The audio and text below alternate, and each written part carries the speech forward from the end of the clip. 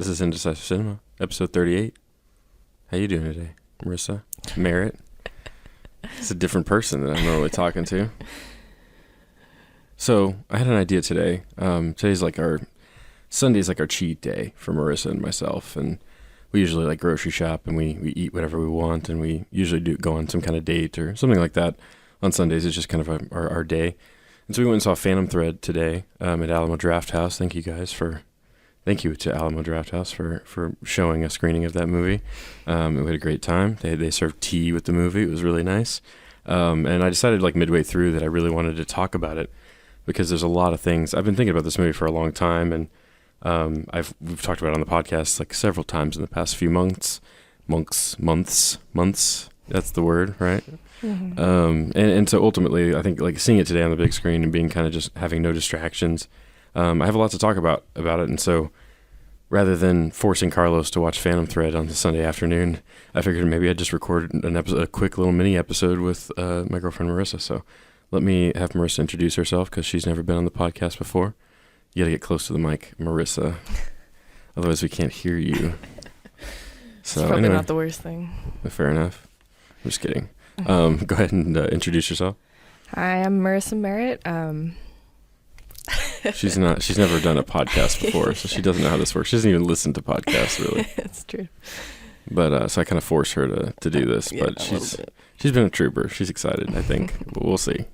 But anyway, we figured we'd just kind of do a simple breakdown of the film, and so she's coming from a perspective of somebody who's not somebody who makes movies for a living or who tells stories through video for a living like I do. So I was curious to get her perspective on Phantom Thread because I thought that'd be an interesting discussion to kind of talk about a film from two totally different perspectives. But I don't know, this format might be terrible. It might be something that no one wants to listen to, and that's fine. We only have like 5 people that listen to the podcast anyway, so who cares? Figured we'd try something different out. But ultimately, the goal, though, is for us to do more podcasts more frequently, at least like one a week is really what I want. And it's hard to do that when sometimes I just don't see a lot of movies. It's hard to string together a 2-hour episode of Indecisive Cinema when I've only seen one thing. So ultimately, this could be a potential solution to that, is just kind of focusing more on like highlighting or spotlighting certain films, and or maybe Carlos and I pick a certain movie and move around with that, but work with that. But ultimately, it's something that we'll kind of work through as we go. But for now, I just figured we'd record an episode and see how it goes. So this is Indecisive Cinema episode 38, and it's just kind of a mini discussion and analysis of Phantom Thread. So that's what it is. We're also going to have a lot of spoilers. So. Of Phantom Thread. So if you haven't seen the movie, go see it. It's from 2017. It's one of my favorite films of the past few years. I mean, I think it's really outstanding, and seeing it on the big screen was really special for me. So we're gonna get into the film analysis. So Marissa actually has something to talk about, and so ultimately, spoiler alert, like I said, this Phantom Thread is directed by Paul Thomas Anderson. For those who don't know, he's a pretty acclaimed filmmaker. He did movies like There Will Be Blood, Inherent Vice, Boogie Nights, Magnolia, Hard 8, just Punch Drunk Love. He's got a great filmography, and he's one of my favorite filmmakers. He's definitely my favorite filmmaker. I say that like once an episode for those that are that are actually listening to the podcast. But it was interesting to go see one of his movies on the big screen because that's something I don't get to do very often, and especially in an environment where there's no distractions like at Alamo Drafthouse. Because there's, the screen quality is great, the audio quality is great, etc. Food's great, and so it's always just a great time. But it was. I mean, Paul Thomas Anderson's one of those filmmakers that just, I feel like he's operating on another level, and I feel like Phantom Thread's a perfect example of that in a lot of ways. He's a filmmaker that tells his stories by showing you what's happening rather than telling you. So there's sparse dialogue. It's only the dialogue that's there is only very crucial to what you need to know in that particular moment. Everything else, the whole story is told through glances and reactions and things like that. And that's something that Paul Thomas Anderson, I think, has always been really strong about doing, especially after his first 3 films or so. Is where, like with There Will Be Blood, it was one of the first movies where he took a big break in between. I think it was Punch Drunk Love previously to that. I'd have to look it up to be sure, but it seemed like he kind of took a whole new approach towards the way he made movies when he released There Will Be Blood, and all of his films since then have been less talky, aside from maybe Inherent Vice. So that's kind of the filmmaker that made this movie, Phantom Thread. And so for those that don't know kind of who he is, I'll let you read the synopsis, which we wrote down in our notes. So have at it, Marissa. Do you have the synopsis pulled up? Mm-hmm. All right, go for it. Set in the glamour of 1950s post-war London, renowned dressmaker Reynolds Woodcock, played by Daniel Day-Lewis, and his sister Cyril, Leslie Manville, are at the center of British fashion, dressing royalty, movie stars, heiresses, socialites, debutantes, and dames with the distinct style of the House of Woodcock. Women come and go through Woodcock's life, providing the confirmed bachelor with inspiration and companionship until he comes across a young, strong-willed woman, Alma, Vicky Cripes? Cripes. I'm not sure how you pronounce it. It's with a K, so it's not crepe, I'm sure, but I'm not 100% sure. Who soon becomes a fixture in his life as his muse and lover. Once controlled and planned, he finds his carefully tailored life disrupted by love. Cool. So that's the synopsis for the film. Obviously, at this point, we're into spoiler territory, so if you haven't seen it, please just stop listening. I don't know why you're listening to this if you haven't seen the movie. So stop what you're doing and go watch it on Amazon or do whatever. But ultimately, so we're going to get into like the story and the plot of the film, and like we've kind of given you the synopsis, but ultimately, I view this as a love story. That's kind of the perspective I come from. What do you think? What would you categorize this as far as genre goes? Yeah, I mean, it's a very romantic, weird, but very romantic film. And why do you think it's weird as far as like in comparison to another romance film? Is it because of the plot, or is it because of the tone of the film, or is it anything specific in general, or what do you think? Yeah, I mean, everything really. I mean, the plot is definitely not a traditional, it's not a traditional like romantic movie. I mean, obviously, both of the main characters are very, very flawed, and I don't know. No, that's absolutely right. I mean, I think there's a specific reason that I was just curious to see your perspective, but I think both these characters are absolutely flawed, more so than you'd see in normal films, and I think the movie's very much about their flaws and him, essentially the lead character, realizing how flawed he is and kind of accepting the other partner as for her flaws to some degree. He's recognizing his own and realizing that he's kind of an asshole, and I think that's the end of the film, which we're kind of starting our discussion with. But still, ultimately, I think the thing that just separates this from a traditional like love story narrative is actually the last 20 minutes of the film, because if you had the film end with the proposal, he proposes to her. Again, we're into plot details at this point, so if you haven't seen the movie, then go see it. Ultimately, a traditional love story would end with them getting married and everything's happy ever after, right? But then we have this extra 20 minutes where she continues to poison him because it just doesn't really solve the problem that's occurring. And we'll get to the problems in a second, but ultimately, I think what separates this from a traditional love story is it doesn't feel like it ends where it should.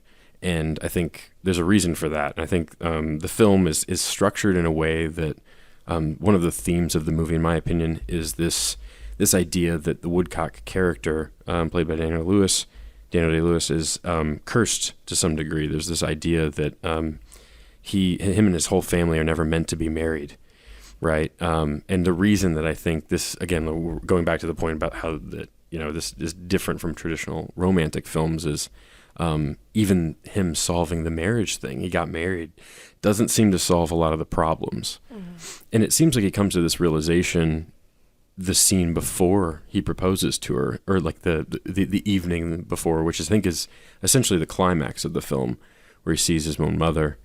But anyway, we're not 100% sure. This is the first time doing this. We don't know exactly where to start with our discussion and analysis, but I think what's interesting about the structure of the film, though, is that it's cyclical in a way. A lot of the plot details are very cyclical.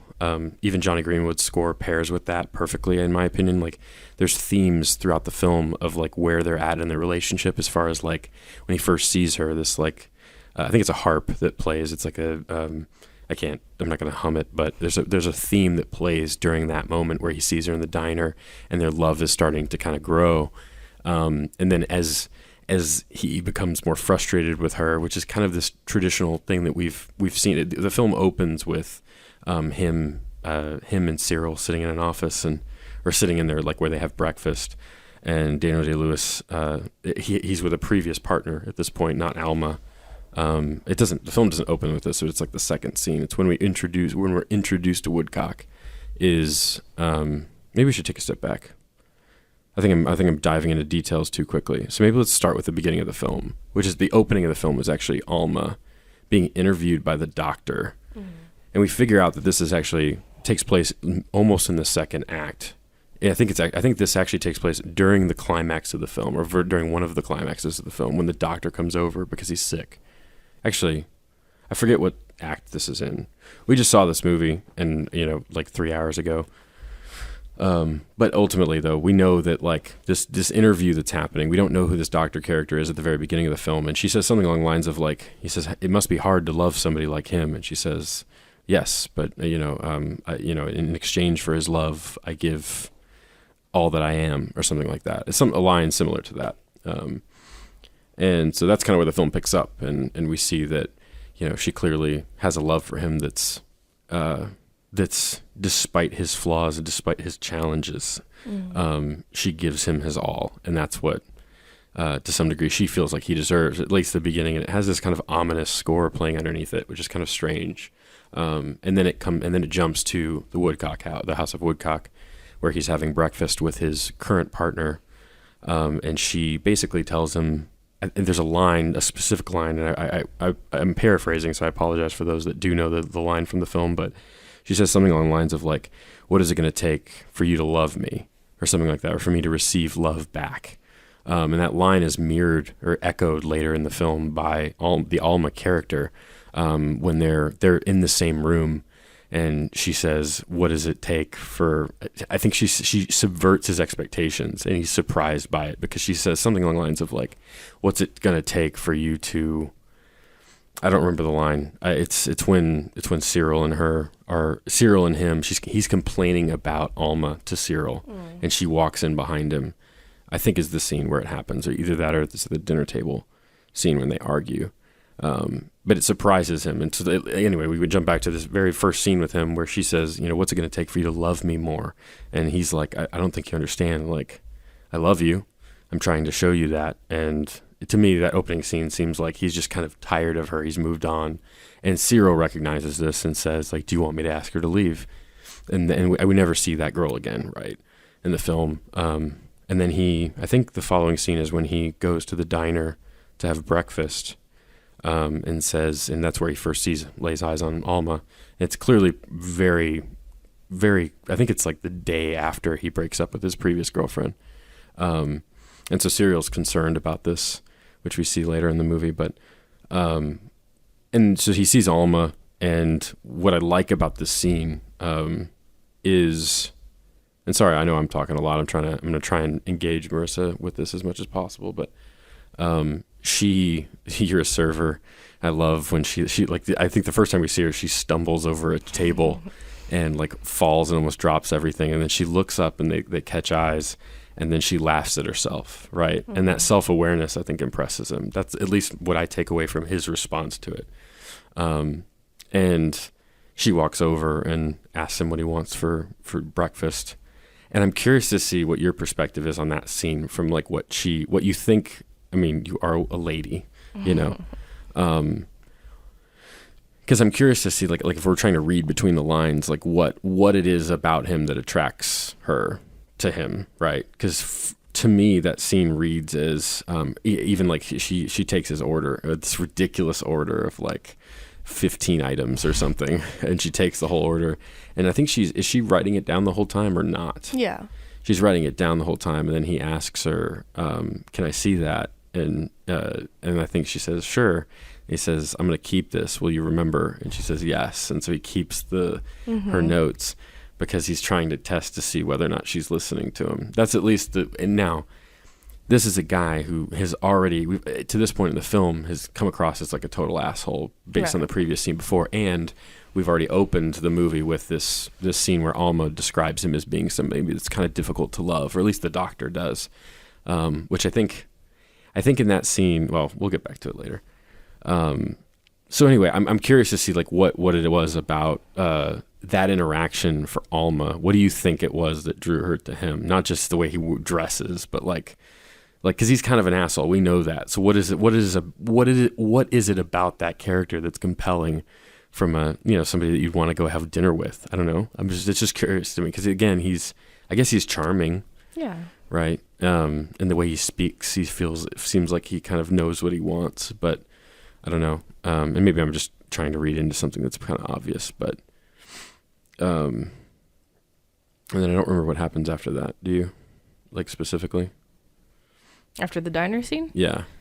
I mean, I think the next scene is they're getting into his car or whatever. And they're driving home or whatever to his house, I think is what it is. I think so. And again, sorry, if I had time, I would have looked through the like actual synopsis of the film and wrote down more detailed notes. But again, we're just kind of having a discussion here. And that's the scene. I think they go to dinner somewhere else. I think that's the next scene is he asks her to dinner. Mm-hmm. And then they go to dinner, and that's where he first introduces her to the concept that his family may be cursed, I believe. There's a line about his mom, his mother, and maybe this is at this house, I don't quite remember. But he says something along the lines of like, you can stitch anything into the clothing into the fabric of a... Mm-hmm, into the line. Oh, you know what it is? He asks her... she's talking about, she has a picture of her mother, and he says, you should hold that dear to your heart. She says that she doesn't have it with her, and he says, you should hold that dear to your heart. And she says, do you have a photo of your mother? I think is what the conversation is. And he says, I always keep it with me here. And he like points it to holds his hand over his chest. And she says, what do you mean? And he says, like, I have it stitched. You can hide anything. It's stitched into the garment or something like that. And you can hide anything in there. Coins, secrets is an interesting word interesting choice of words for that scene. And if you've seen the film once, it's easier to look back on it and kind of identify some of these like little hints towards like, even just like his obsession with his mother seems kind of off-putting. She even seems kind of off-put by it. Mm-hmm. And so I'm just wondering if we should pause. Again, I know this analysis is all over the place, but I wonder if we should pause and go over your overall thoughts of the film first and then break it down. What do you think? Sure. What did you think of the film, just to begin? Because I think we're just going into detail and I'm just talking the whole time, and that's not what I want. I want to ask you questions about it and see what you think. So what did you think of the overall film? I mean, I don't know. I really enjoyed it. I thought it was really good. I liked the use of silence in the film. The use of just like silence and, like you said, like the glances and all of that to kind of help tell the story rather than just dialogue. Sure. I thought it's really effective, and I don't know. I mean, what do you as far as like characters go? Like, so every character in a script has strengths and weaknesses. They have like likes and dislikes. And this, like the Daniel Day-Lewis character, like loves asparagus, or he hates asparagus. Sorry, and she makes it for him, and he kind of is a total dick about it. It's like every character in a screenplay has to have likes and dislikes, things that trigger them, things that make them angry, things that, and ultimately a good script, hopefully. And I feel like these characters are very well drawn. Hopefully they have all these things are thought out before you go to write a script ultimately, and strengths and weaknesses, things like that. And I don't know. I just think that, what do you think of the Alma character? Describe that character for me. I feel like she, at least in the beginning, she seems like just, a very relatable female character as a woman, I guess. You just think like, oh, she just, she's attracted to this guy, and for some reason, and we know he's an asshole, but right. She doesn't know. She's kind of figuring that out. Sure. She wants to. There's even a line at one point where she's talking to Cyril, and she says like, I need to know him in my own way, and she's like going against Cyril's advice because he's kind of unpredictable. This is when she chooses to surprise him, correct? Right. And she tells him it's a horrible idea. Yeah, it's a bad idea, and which which is hilarious. She ends up being right, but still, Alma needs to know him in her own way. And but anyway, so I think at first she seems very relatable. She seems we're kind of on her side at first because she just wants to be loved. She wants attention. She wants but she's also very supportive in his work. Yeah, and, at least at first. and then and then she ends up poisoning him, and you're like, oh, interesting. Interesting. This is taking an interesting direction. But why did you think she poisons him? Well, I think it's because she, I mean, obviously she doesn't want to kill him, but she wants him to chill out, take a step back, and she even wants says that you need to calm down. You need to calm down. Yeah, she wants to be the one to take care of him. She wants him to realize that he depends on her. Sure. I think. How many times do you think that happens in the film? If you think about it, just at first, so you just described that. She poisons him how many times in the film? I think it's twice. So, but he gets sick 3 times in the film, right? So her motivation for poisoning him is actually because of the first time, in my opinion. So he gets ill. He gets sick with some just regular illness. I think she describes it as like, if you get burned out with your work, this eventually, like this way he works. She's describing it through narration to the doctor. Right. She says, and then he feels he's so tender, he's so sweet, and right? Open, yeah. And she realizes that, like, again, like when he's in a place of need, and he removes to some degree like this power that he has over, because like he's kind of the ruler of his castle. Somebody actually described, I think it was Mark Kermode, described this film as like a story about a vampire, almost a monster that rules his own little territory. And even like the physical performance of Daniel Day-Lewis is somebody who's kind of, he's like uptight, and he's like, and just even, I mean, some of it's just his physicality, just as a person. Like Daniel Day-Lewis is very long and lanky, and he just has like, and the way he like sits is just very monster-like. I don't know, and he's kind of an asshole also, but like I don't know. I feel like it's just the way he dresses and things like that. He like, looks like a vampire from like a traditional like a vampire story, like Dracula, like back in the day. Or at least what you would do, like if you had to like. And I do think this is a big theme of the film, or at least is that he is the kind of this monster. It's like a Beauty and the Beast story. It's to some degree a fairy tale. And she's falling in love with the beast, which plays a big role in just the overall like dynamic between the characters. But yeah, I don't know, where was I going with that? So he gets sick, and then she kind of recognizes that he's, much more tender and loving and caring and less controlling than he normally is. And so she falls in love with him again, basically, which is what happens. And then you hear this Johnny Greenwood score. So it's like the first stage of the cycle is they fall in love. She tends to all of his work. They work hard daily.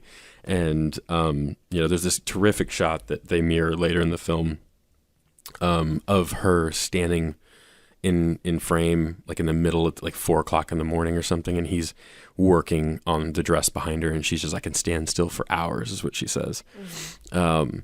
And which I think is such a great line, because it just shows she's like, I'm better than anyone else. It's just like her confidence in this such a small, not an easy task, but such a small task to her is like, it's that important that she stands still for him, right? Which is such a bizarre thing, but it makes sense because she loves him. She's falling for him, at least at that point. And then he starts to become difficult. He starts to become more frustrated with her, and that's where we see the first dinner scene, or the first breakfast scene, where she's scraping her bread as they eat. He says, like, I need you to eat more quietly, or something. I need you to move less. I need you to move less. Which is just a delightful, that's a terrific scene, and Cyril just knows exactly what's going on. And I love this power dynamic that starts to happen between the 3 characters that is there through the rest of the film. Cyrus, what's her name? Cyril, sorry. I don't know if it's a C-Y. I'm thinking Cyrus sometimes. Cyril.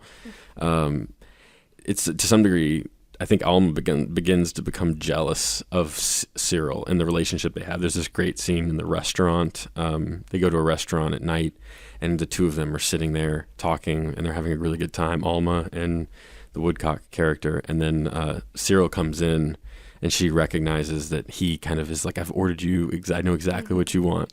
And there's this like look on her face of like complete jealousy, but she doesn't quite understand the dynamic yet, because Cyril's Woodcock's sister ultimately, and she is very important to him, So, what do you think of the Woodcock character, at least at the beginning of the film? Like, where do you think he's at in this story that this trajectory that he's on? You got to move a little closer to the mic too, by the way.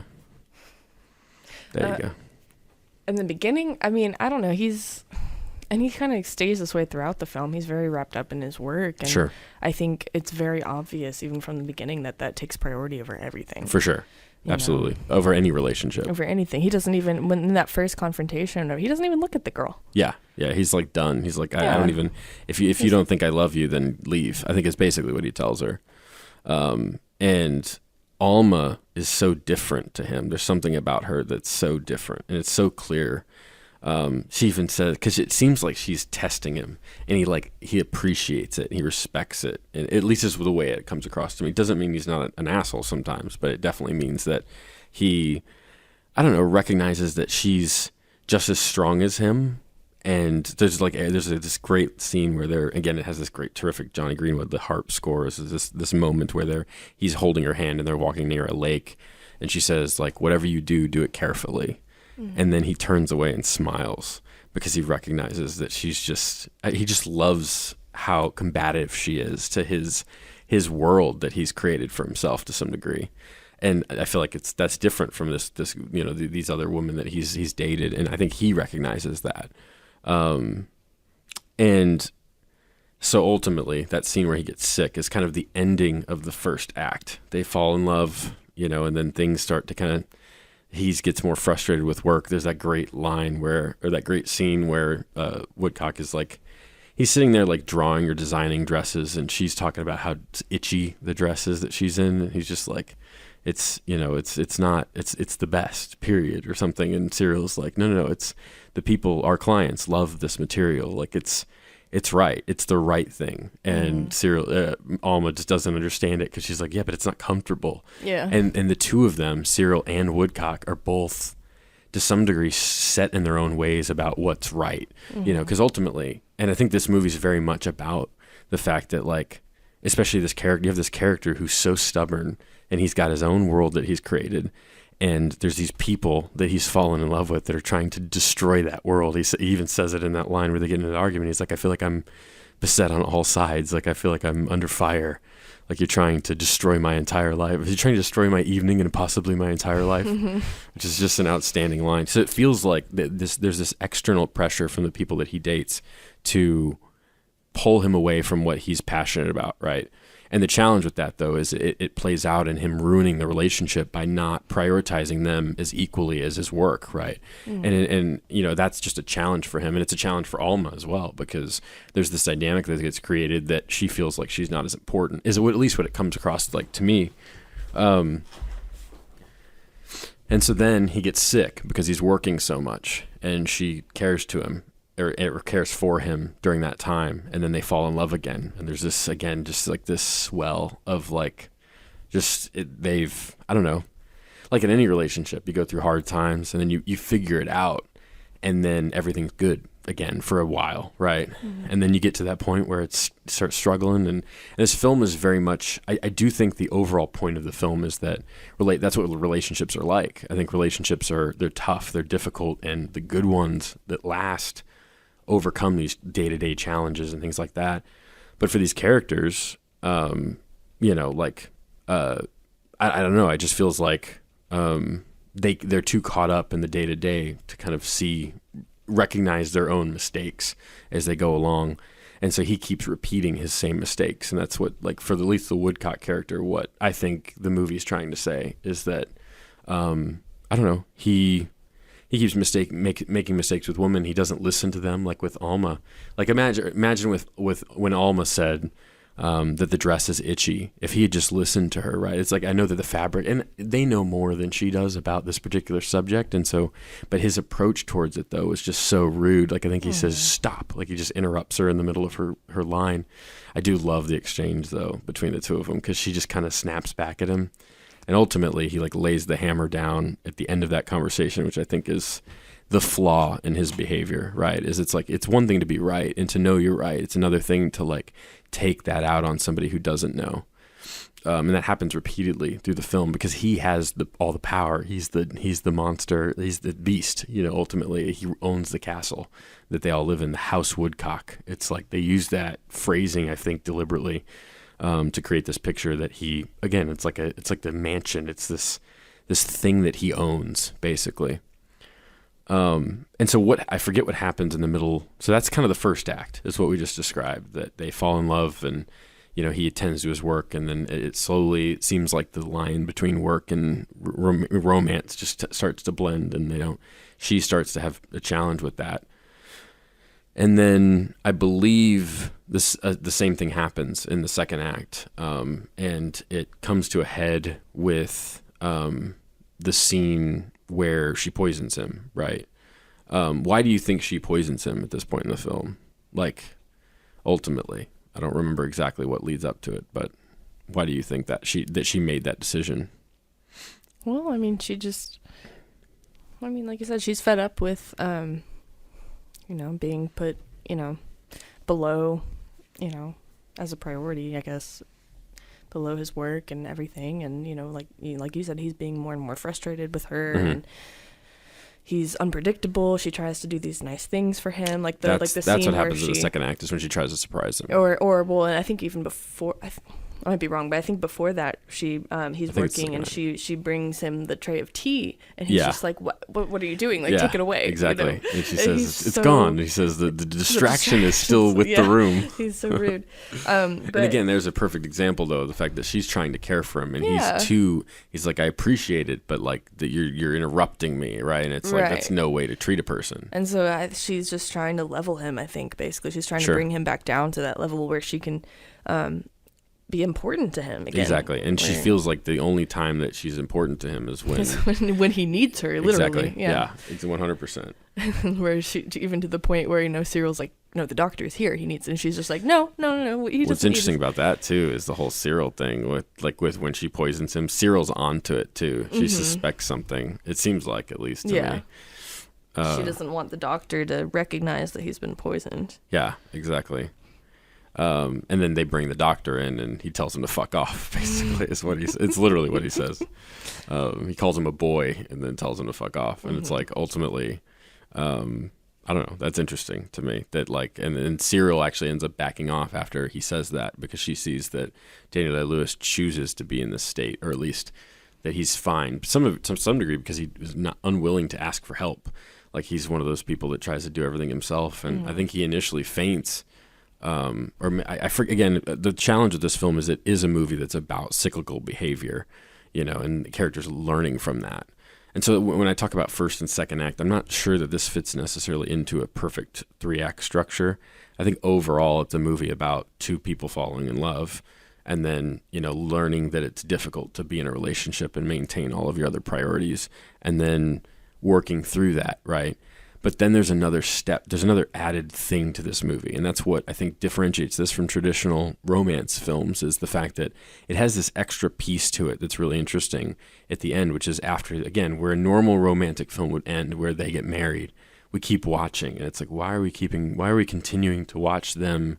They go to a dinner party, and one of his friends who says this terrific line, where she says that she's got that glow of her first marriage or something, which is just outstanding.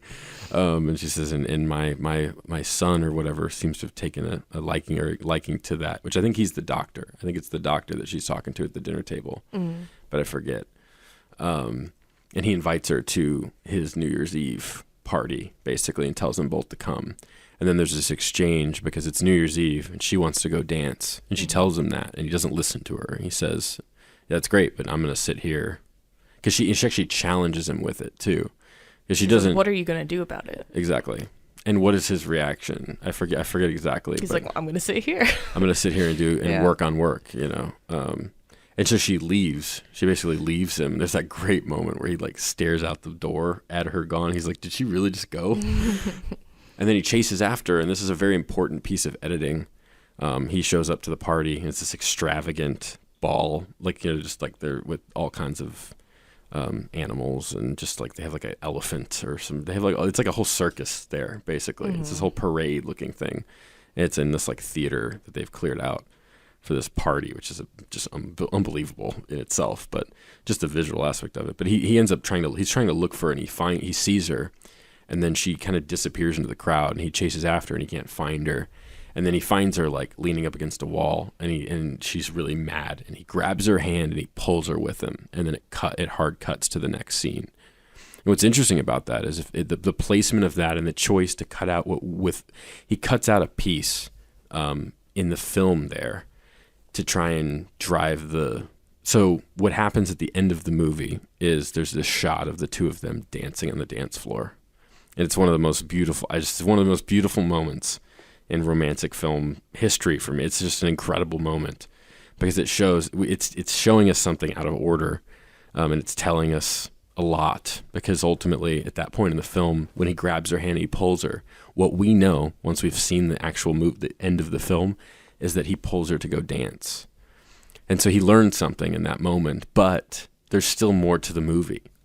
Because ultimately, the conclusion of the film is when he recognizes that she poisons him, and she tells him exactly what she's thinking, is that I want you on your back, like wishing for my help or something like that. And he says, kiss me before I get sick or something, which is just this amazing line. And then the score, that bum, bum, bum, bum, that crescendo of theme there. I don't know if that's the right words musically. You'd be the better person to be able to tell me that. But Johnny Greenwood's score kind of swells at that moment, and that's like the true kind of, I think that's the climax of the actual score as well. And I think that's the true ending to the movie, is him being sick and they're just starting it back over again. And it shows that they have a kid, and it shows that the relationship with Cyril I think she sits on a bench next to Cyril, and that's real. I just think all that stuff's really interesting. I'm trying to think what else. The key thing that I think the biggest aspect of this discussion that I was curious about is, what do you think the movie's trying to say, just in general, about relationships, or about what do you think is the movie's about? Would maybe be a better question. Just in general, I mean, I don't know, like you said, just the struggle of relationships. I mean, the day-to-day struggle. I mean, the film is almost, I mean, I don't want to use the word like monotonous. I don't think it's boring at all, but it's very cyclical. It shows like the day-to-day, like his work routines. It's very routine, I guess. Sure. And like and just within that, you see the ups and the downs, and like all the glances. Sometimes she's smiling and like very genuine, and then other times she's really frustrated. Upset. Yeah. Says, what are you scowling about or something? Yeah. He's groveling about. I think that's what he says. She doesn't even say anything, and he notices that she's pouting. It's like, yeah.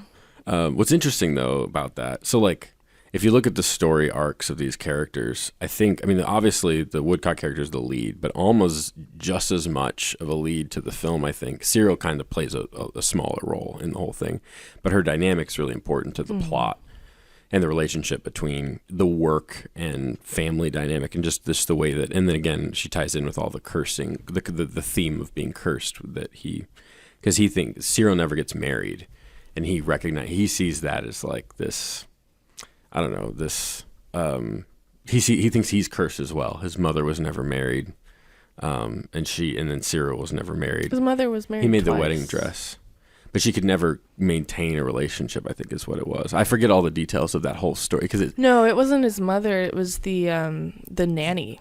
Oh, that's right. The mother was married. Had His a father nickname died for a long time ago, and she was married again, and so he made the wedding dress. And the nanny or whoever it was wouldn't help him with it because they called her Black Death. I think is what he said. Because she was afraid if she helped, then she would never get married. And then Cyril, she's like, "Oh, my sister came to my rescue." And then later, Alma asks, "Did your sister ever get married?" He's like, "No." Mm-hmm. Exactly. Like, oh. And then the immediate following scene, she asks him. I think she says something along the lines of like, "You clearly you're an attractive man. I'm sure you're around a lot of beautiful women. Why are you not married?" And I forget what his response is, but it's just an interesting question. And I think he says something along the lines of like, but I think he says, "Because of my work," is what he says. No, he says, "I'm a dressmaker," and she's like, "What? You can't." That's how she answered the question. Yeah. And so it's like that's a key piece of information. It's like he already knows why these relationships don't work is because he's a dressmaker, and maybe he blames it on the actual day-to-day aspect of being a dressmaker, but I don't think that's what that means. I think when he says that, I think he says it's like the equivalent of saying I work a lot. Yeah, I'm married to my profession. Yes, exactly right. And that's interesting. And again, like I don't know. I love I love that. Like, I feel like these characters are self-aware. Like, even the thing that attracts her to him immediately is the fact that she laughs at herself. You know, and he's a very self-aware person. You know this. He even says to Cyril, he's like, I feel like I'm in a funk. I feel like, not in these words, but he says something like, I feel like I'm just repeating the same mistakes. And he doesn't say it that because he's not that self-aware, and that's the problem. He's set in his own ways. He makes mistakes. He disrespects the people around him, and gets what he wants most of the time. So that's his arc. And what do you think he learns from all of this? I'm curious. From just everything that happens in the film, just at the end. Like, what do you think the Woodcock character learns, other than just, obviously, he realizes that she poisoned him, but why is he okay with it, do you think? I mean, he's in love with her, and, you know, I think he kind of realized that in the times that he was sick and depended on her, that's what made him fall more deeply in love with her, and realize that, oh, I need her in my life. And there's even a line where he's like, no, I realize, like, I don't want to be without her, or something like that. Yeah. And he's realizing, like, oh, well, I've been a jerk, and, you know, that's why that's why this is happening. And I don't know. I mean, they're both crazy, and it's a film, you know, it's not real. Obviously, nobody would be okay with that in real life, but with poisoning. Yeah, with somebody. I don't know though. I think that's the point. So I think I disagree with that aspect. I agree with everything else you said though. I think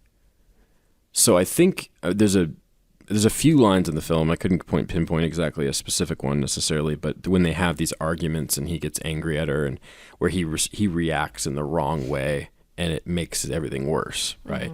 And I think there's even a line that mirrors the very first scene with Woodcock, with the breakfast, where Cyril says, do you want me to ask Alma to leave? And he says, what? Why? Or something like that, instead of yes. Or because at the very beginning of the film, there's his previous partner. Like, she says, like, I'll tell her to gather her things or whatever. She already knows it's over. And then she asks him again, and he has a different response, because it's like she's too important to him, but he just doesn't realize that, like, the way she loves, and she does. I don't think he understands that she's doing all the things that annoy him because that's how she is, and that's how she cares for people, like the surprise thing and stuff like that, and you know, the dancing thing, like the spontaneity. She's a character that's very, very against rules to some degree, and I think he's trying to fit her into his little life, and she doesn't want to be put in that. And so I think, like, for her, like, overall, her main motivation is she doesn't want to feel trapped by somebody else's structure, you know, and he's built this house, and I think she feels prisoner to it at times. And the only time she can gain control is by poisoning him. Yeah. And I think at the end of the film, I think he recognizes this. I think he recognizes that, well, I think he recognizes it in the middle of the film. He just doesn't realize that, so like there's the scene where he proposes to her. It's this terrific shot of him where he approaches. He walks out. It's after he sees his mother in the dream. And there's this so that, I mean, I think the importance of that, I think that's a very crucial climax to the film as well. Or one of the many climaxes of each cycle is maybe a better way to put it, that the movie presents. Is it climaxes with his mother. And there's a line earlier in the film where he says, I wish I could. It's actually in the dream, like where he sees her in the corner, which in this score by Johnny Greenwood there is just one of my favorite pieces of music in film. Like, I think, and the pairing of it gives me chills just to think about. So he's been poisoned by Alma, and he's having like a fever dream basically, and he sees his own mother in the corner. And it's the first time you see anything like that in the film, and it's very unsettling, I feel like, especially paired with the score. But I don't think it's supposed to be meant to be unsettling. It's unsettling because we haven't seen it, but it's not in the context of the story. And the reason that I actually cried today watching that moment in the film, because he even says, he's like, I miss you. I miss being able to tell you things. I wish I could, there's so many things I wish I could tell you, you know? But he says, like, but I think he comes to terms with the fact that she's not there anymore. In that moment, it's the same, and we cut back. At the same time, we cross cut between him and her, and she finds the letter. She finds the stitching in the dress that says "Never Cursed." And so he's clearly written that in. So that he's clearly stitched that into the dress. And like what I think that means is this is a character who's felt cursed for all his life, that he's not somebody that could ever be in a relationship or married or ever find any balance, because he's just too stubborn, and he knows that. And it's just something that he doesn't know how to break. And her finding that, I think, is really important, because in the following scene, he proposes to her. Right. And so she comes to a place where she realizes that he doesn't want to be cursed anymore, that he wants to move forward with her, and that he does care for her. And I don't think she necessarily knows it when she reads that line, but when he proposes to her, she says yes. And it's very crucial because, again, if she hadn't found that "never cursed" and hadn't thought about what that means, I don't think she would have been in a place where she would have said yes. But that's just my speculation. I don't know what you think about all that. I don't know. Yeah, I think also in the scene with the mother, in the corner, there's a very particular moment where like Alma comes in. Obviously, yes, she can't see. This is exactly she what I was can't gonna see talk about. the mother because she's not really there or whatever. Exactly. And he's still staring at the mother. He doesn't see Alma or whatever. And then she walks right by him. She walks right by by her, and then the mother disappears. Mm-hmm. And so I think we pan back with the camera, and she's gone. She's gone, and so I think he's realizing like, yes, my mother's not there anymore, but this is the person that's going to take care of me. Exactly. I feel like some of his character is his mom always took care of him, I think is what it was, in those times where he was at his lowest, right? And he misses her, and he feels like he can't move on with his life without her. And now he feels like he recognizes that there's somebody there to take care of him in those times, and almost literally walking in the room to like get him a wet towel or something. She's doing something like that to take care of him, and he recognizes that, and then proposes in the next scene. And what's interesting about that shot, though, which I think is just terrific, and I don't know if there's actually a cinematographer credited on this film, because I think Paul Thomas Anderson did most of the actual cinematography himself. Sorry, I went off mic there. But there's this just outstanding shot where we open the night after the fever dream with him stepping into frame, and there's a dress, and then Alma on the couch, and we can kind of barely tell that Alma's there. And he walks, and he ignores the dress and goes right to her. And it's this visual representation of the decision that he's made in his mind, to ultimately, choose her over his work. And I think that's really crucial. But it's not the end of the film, and that's what's really interesting about it. Because you would think that something that like that realization would be enough, but that's not what the movie's about.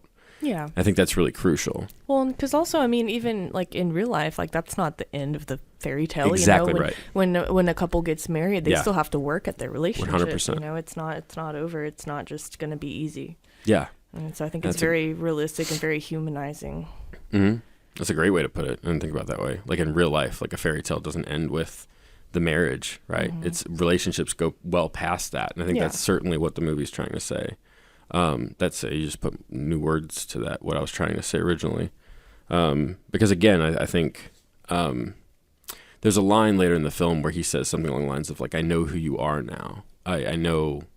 And she says, being with him makes life no mystery or something, because she understands the cycle. And I think they recognize it. So when he realizes that she poisons him, which is just a fantastic scene, because there's a lot of things happening in that scene. She's cooking.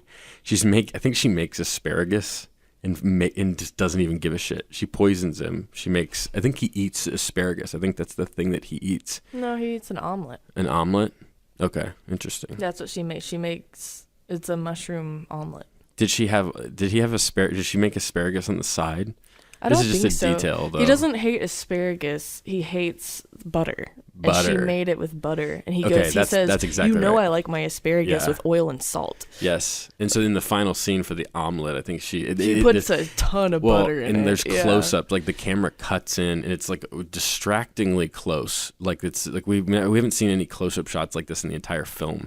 And it cuts into her making it with butter, and it's like it just is totally like a slap in the face to to some degree. I think she's just saying like, there it is, like you're gonna eat this, and he does anyway, right? He watches her though this whole time. He kind of has these this terrific look, glances, and and he I think ultimately he comes to the conclusion that like she's the one that did it that she's the one that caused all of these illnesses in the past by poisoning him, and he recognizes why, and he understands why she does it, but also her reasons for why. I think ultimately that's at least my understanding of the film, is that he comes to the conclusion that like this is what he needs in his life, is somebody to keep him in check. Mm-hmm.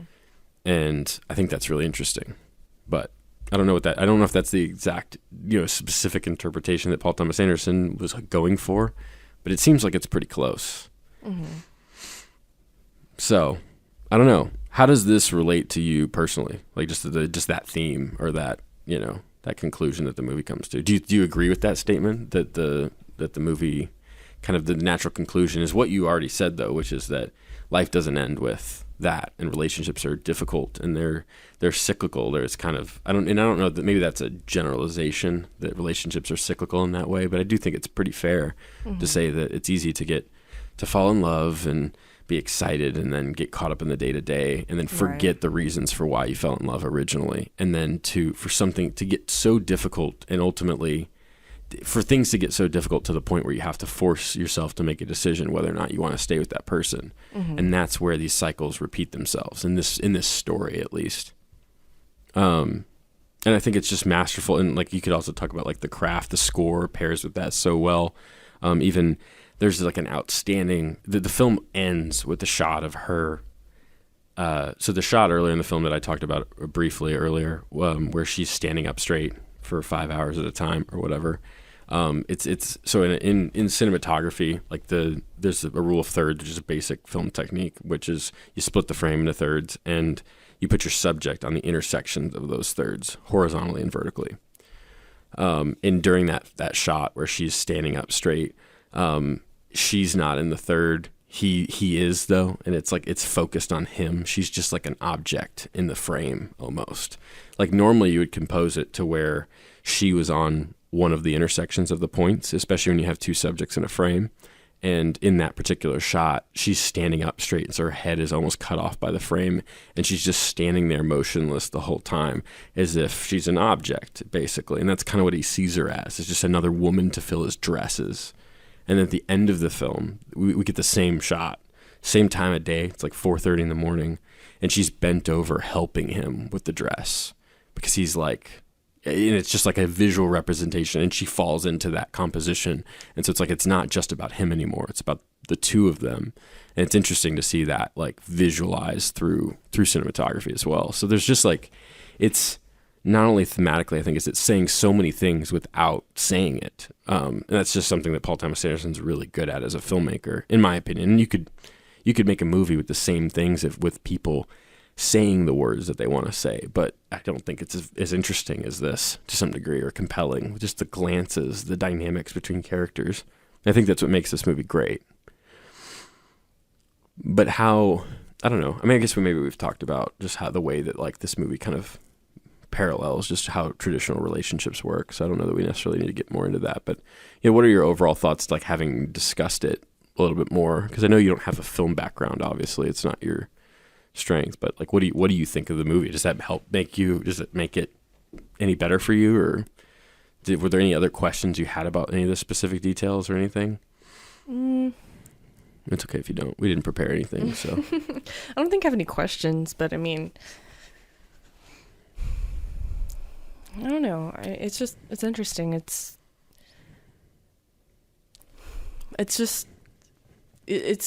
so weird or interesting how the characters develop over the course of the film. Because in the beginning, it's almost like they flip. Like in the beginning, Daniel Day-Lewis' character is kind of an asshole, right? Sure.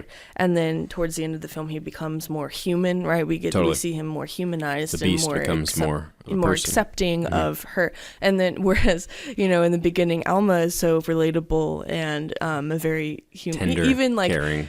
Even like in the very first scene, she's a server and she's stumbling and, sure.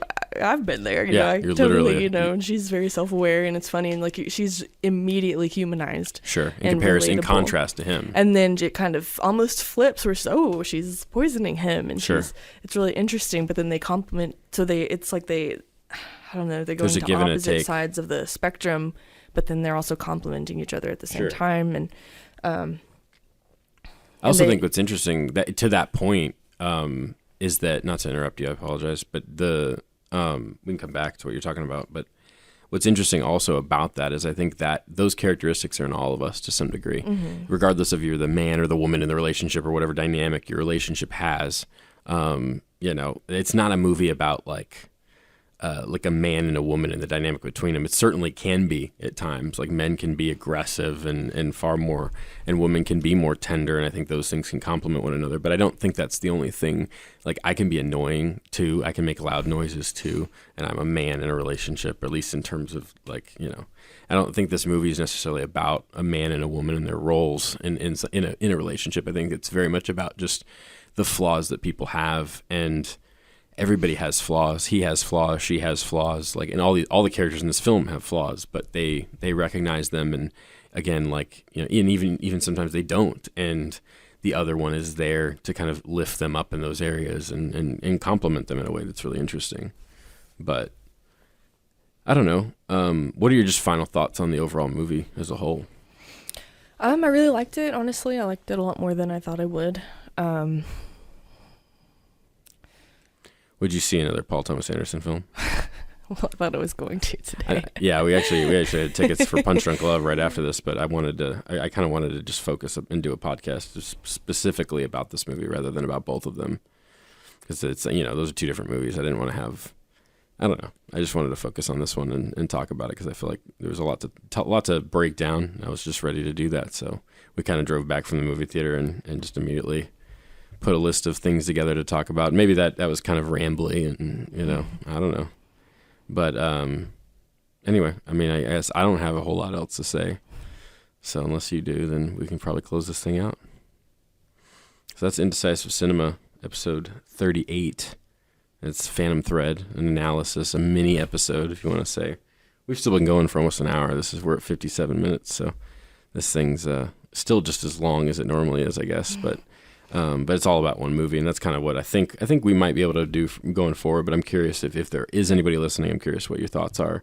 We'll try and focus this a little bit more in the future so that our thoughts aren't as all over the place. But it's challenging because ultimately, when I'm trying to talk about like cinematography and stuff like that, if somebody isn't as familiar with that can be challenging. And but hopefully the analysis is more spent on the breakdown of the actual themes of the movie, and maybe that's the thing we take away from all this. But ultimately, we'll figure that out as we go. But I think just let us know what you guys think of this episode and the format and everything, and maybe give us some notes on how you think we can improve it and make it better going forward. Because I think this is a lot more manageable of a thing for us to do, to watch one movie and just talk about it for an hour, rather than trying to watch 12 movies a week and do a weekly podcast about 12 episodes. And so we appreciate you, Marissa, coming on the show for this week and filling in for Carlos, who doesn't even know we're doing this, by the way. Anyway, go and leave us reviews of the show. Let us know what you think. Go share the show on social media and do whatever you can. That'll help us a whole lot because we're trying to do this more often, and we'd love to. We're not getting paid for this, so ultimately, if you guys can help us in whatever way you think would be beneficial, and we would greatly appreciate it. So anyway, that's I'm Jeremy Knight, and this is where Carlos would say, I'm Carlos Hernandez, so you got to say... I'm Carlos Hernandez. Oh, She's Carlos Hernandez. Yeah, Jeremy Knight and Carlos Hernandez, closing it out. Yep. You can say your real name if you want to. Okay, I'm Marissa Merritt. And that's Indecisive Cinema, episode 38. Thank you, guys.